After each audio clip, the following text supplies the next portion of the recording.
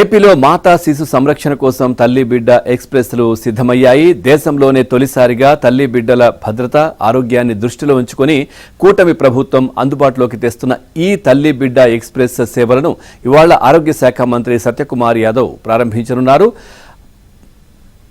ప్రసవానంతరం తల్లి బిడ్డ సంరక్షణను మెరుగుపరచడం కావచ్చు, ఆసుపత్రి నుంచి ఇంటికి వెళ్లే సమయంలో తల్లి శిశువుకు ఎదురయ్యే రవాణా సమస్యలను తొలగించడం, అత్యవసర సమయాల్లో హై రిస్క్ గర్భిణులను ఆసుపత్రికి తరలించడం కోసం రాష్ట్ర ప్రభుత్వం ఈ సేవలను అందుబాటులోకి తీసుకొస్తోంది. ఈ సేవలు పూర్తిగా ఉచితం. అవసరమైన వారు 102 టోల్ ఫ్రీ నంబర్కు ఫోన్ చేసి ఈ సేవలు పొందొచ్చు.